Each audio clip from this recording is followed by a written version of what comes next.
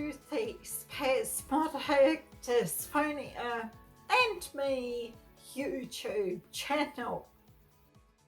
In the previous video, I shared with you some insights, some helpful hints and tips and encouragement about how a positive mindset is so beneficial for those that live with a neurological disorder that is called spasmodic dysphonia.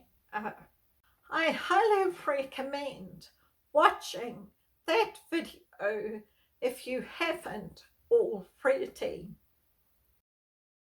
The self-talk that we engage in impacts us. The messages that we engage in, the messages that we allow to take root, they all aid or disable you. I know this from personal experience. The messages, the self-talk, the words said by others, they can play over and over again within your mind. Those words, that self-talk, those messages, they can aid and be effective, or they can prove to be defective and cripple you further.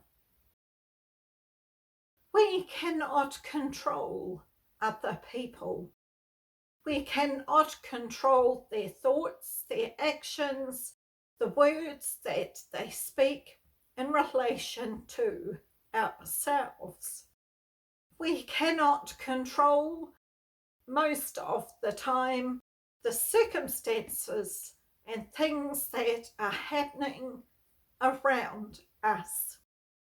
We can, however, give it a jolly good shot to control how we personally react and respond. For those of us living daily with spasmodic dysphonia, stress is never your friend. Stress aggravates spasmodic dysphonia. I know this from personal experience, having lived with this neurological disorder for over 38 years. Stress aggravates the lack of neural control that you have over speaking and voicing. Once stress has started to impact your voice, it becomes something of a bad spiraling cycle. Your voicing, your speaking is impacted, so this in turn creates additional stress for you.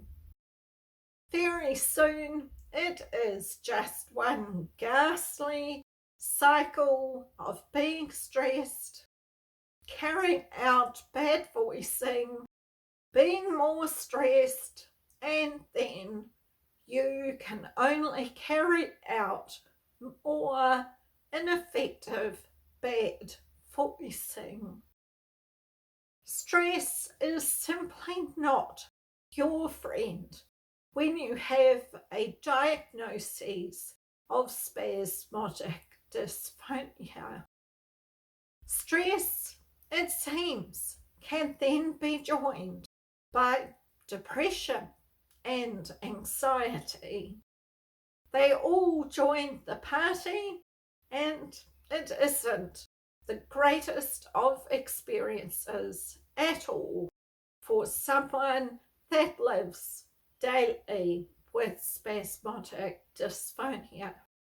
The cycle that becomes part of your life can keep you trapped and lulled into a daily world experience of defense, retreating, hiding, and withdrawal.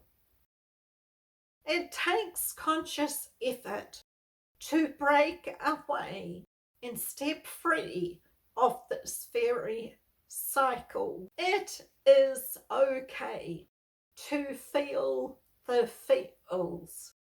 It is, however, in my personal experience, healthy, however, to set in a limit on how long you stay in that cycle. It can and it does often feel incredibly challenging to try and break free of the cycle.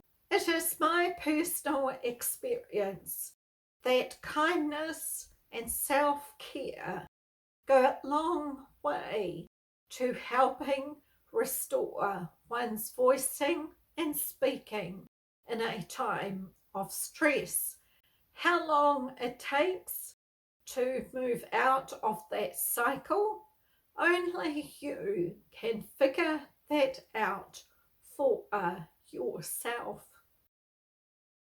Sometimes if stress turns up for me with all its guns blazing, my voice can take weeks to literally recover. It has been my experience that my voice is in fact a great auditing tool as to just what is going on for me on the stress level front.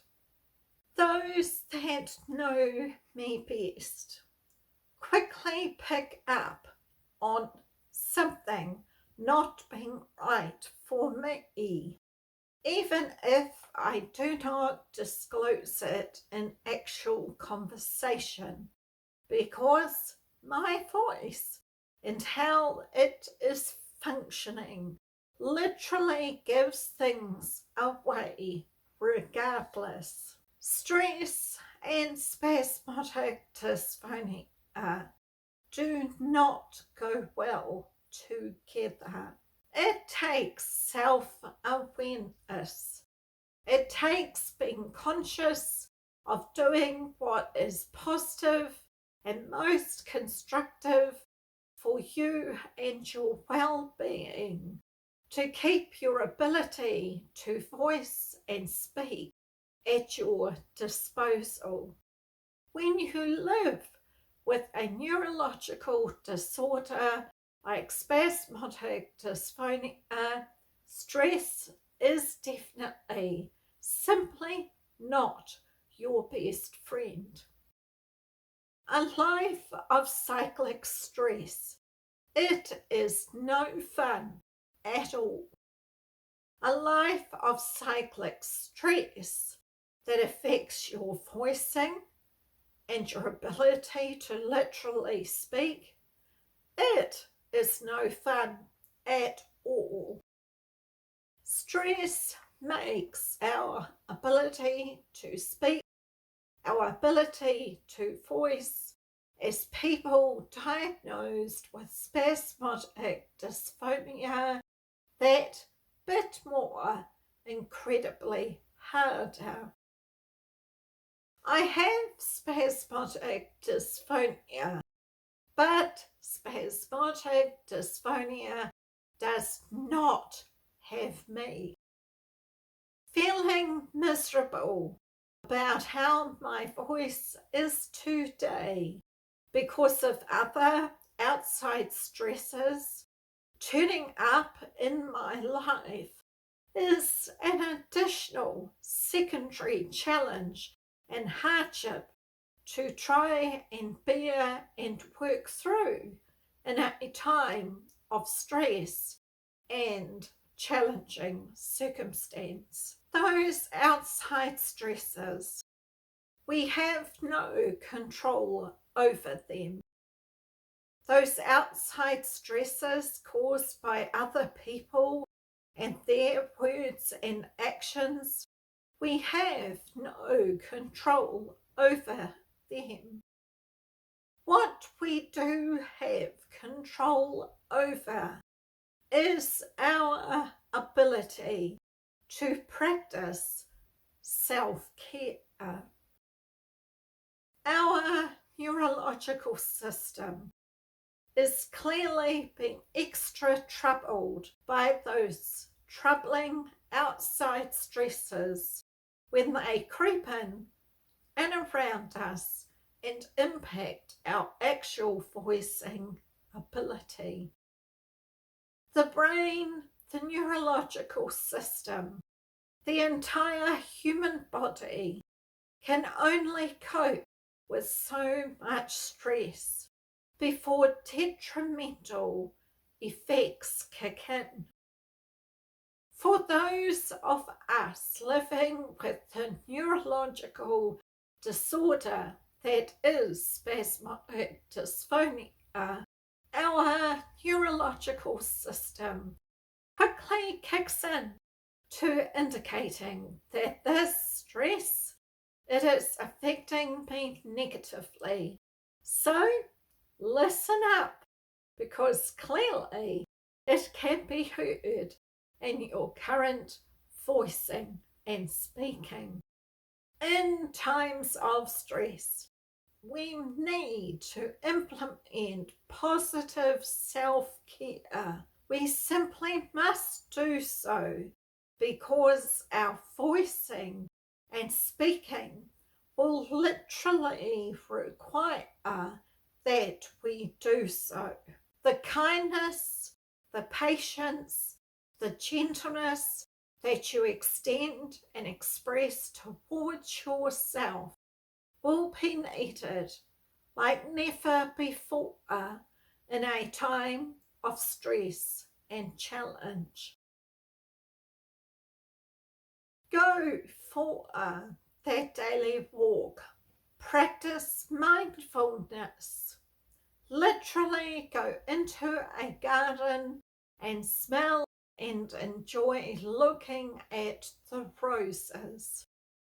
Take time to focus on hearing the sweet healing frequencies of gentle bird song. These are just a few simple things that can be a source of kindness and gentleness and soothing in a time of stress. Do what you have come to know nourishes and comforts your soul in times of stress. Stress and spasmodic dysphonia never go well together. If you have found this video insightful and encouraging, please give it a thumbs up. To receive automated notification about future other videos here at the Spasmodic Dysphonia and Me YouTube channel, please subscribe. Thank you for watching.